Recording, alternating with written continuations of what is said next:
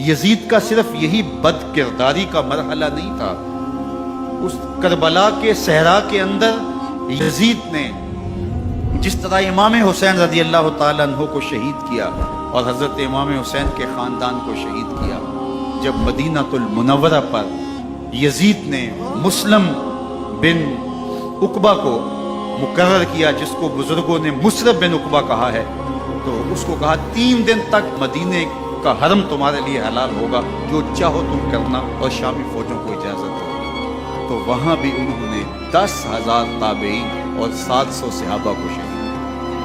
حضرت ابو سعید خدری رضی اللہ تعالیٰ عنہ گھر سے باہر نکلے، کافی بوڑھے ہو چکے تھے، تو انہوں نے حضرت ابو سعید خدری کو پکڑ لیا، کہا تم کون ہو؟ کہا مجھے ابو سعید خدری کہتے ہیں۔ تو کہا ہاں تمہارا نام سنا ہے، اور داڑھی سے پکڑ کے کھینچا اور کہا کہ ہے تمہارے پاس جو ہمیں دو؟ تو کہا کہ میرے پاس تو کچھ بھی نہیں، میں تو فقیر آدمی ہوں۔ تو ان کے گھر ان کو لے گئے، تو 2 کبوتر رکھے تھے حضرت ابو سعید خدری، تو وہ کبوتر لوٹ کے لے گئے۔ تو ایک خاتون کے ابھی بچہ پیدا ہوا تھا، اور قابلہ نے، داہیہ نے وہ بچہ ماں کی چھاتی پہ لٹایا، اور وہ ماں کا پہلا دودھ پیا۔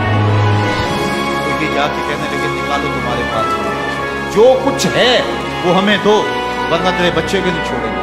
تو ماں بچے سے مخاطب ہو کے کہ ابھی بچہ پیدا ہوا ہے اور ماں سے پہلا دودھ پیا، تو بیٹے اگر میرے پاس کچھ ہوتا، وہ قیمتی سے قیمتی چیز بھی ہوتی، تیری جان کے لیے قربان ہوتی، لیکن اس وقت میرے پاس کچھ ہے نہیں۔ تو ایک شکی آگے بڑھا اور بچے کو ایک ٹانگ سے پکڑ کے کھینچ کے دیوار کے ساتھ پٹک کے مارا، جس سے دماغ کا بھیجا نکل گیا۔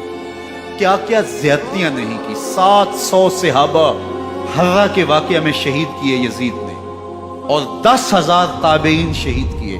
مسجد نبوی میں ممبر رسول کے ساتھ گھوڑے باندھے، اور وہ ممبر رسول اور مصلی رسول کے قریب لید کرتے رہے۔ 3 دن تک مسجد نبوی کے اندر گھوڑے بندے رہے، اور مدینہ کی حرمت پامال کی۔ مدینہ کے گھروں کے اندر یہ بد کماش داخل ہوئے، اور جو بدکاریاں انہوں نے کی، کلیجہ منہ کو آتا ہے۔ 1002 شیزائیں ان بدکاروں کی بدکاریوں کی وجہ سے کنواری حالت کے اندر حاملہ ہوئی۔ 3 دن تک مدینے کا حرم انہوں نے پامالا، اور پھر مکہ المکرمہ میں کعبہ اللہ پر گولے برسائے، اور کعبہ کا غلاف جل گیا۔ وہ تو یزید مر گیا، اور حضرت عبداللہ ابن زبیر رضی اللہ تعالیٰ عنہ نے اپنی خلافت کا اعلان کیا۔ یزید کے یہ کرتوت تھے، ادھر اہل مدینہ کو ستایا، ادھر اہل مکہ کو ستایا، اور رسول اللہ صلی اللہ علیہ وسلم کے خانوادے کی بے حرمتی اور توہین کی۔ نہ صرف انہیں قتل کیا گیا، ان کی لاشوں پہ گھوڑے دوڑائے۔ ابن سعد اور شمر جو ہے وہ خیموں میں داخل ہوا، اور مخدرات اسلام چادریں چھیننے کی کوشش کی۔ حضرت زینب سلام اللہ علیہ نے مخاطب ہو کے کہا ہمارے چہرے کے رکھوالے چلے گئے ہیں، ظالم خیال نہیں کرتا ہم رسول اللہ کی بیٹیاں ہیں۔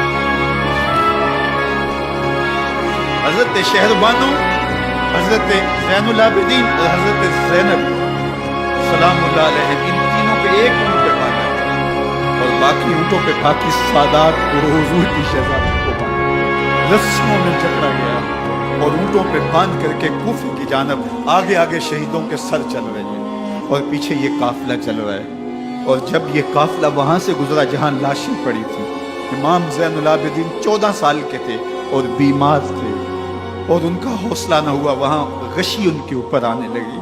اور وہ منظر ابن کثیر نے، باقی لوگوں سب نے لکھا ہے کہ پھر جب ان کی یہ حالت ہوئی، تو پھر سیدہ زینب سلام اللہ علیہ، جنہوں نے ابھی تک بڑے حوصلے کے ساتھ ساری مشکلات کا مقابلہ کیا تھا، اب ان کے بندن ٹوٹ گئے اور آنکھوں سے آنسو بہنے لگے، اور سیدہ زینب نے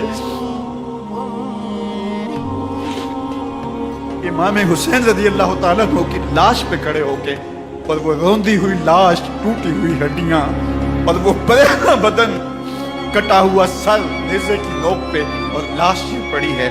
حضرت سیدہ زینب نے مدینے کی طرف منہ کر کے جو ہے وہ حضور سے فریاد کی، رسول اللہ، اے پیارے آقا، یا جدہ ہو، اے ہمارے نانا محترم، یہ دیکھیے آپ کا حسین پڑا ہوا ہے، بدن سے کپڑے اتار دیے گئے، خاک ہوائیں اڑا رہی ہیں، اور اس کے اوپر چادر جو ہے وہ مٹی کی پڑ گئی ہے، یا محمد آہو۔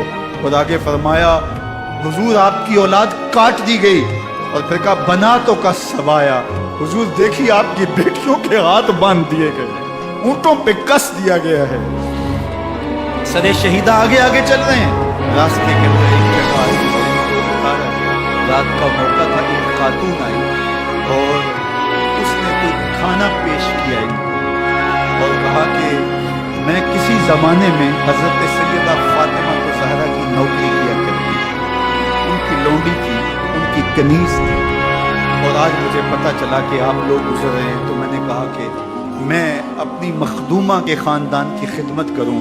اور پھر اس نے کہا کہ اس وقت سیدہ کی گود میں ایک 6-7 ماہ کی بچی تھی جس کو زینب کہا کرتے تھے۔ سیدہ زینب نے کہا کہ اماں اگر پہچانتی ہو تو وہ بد نصیب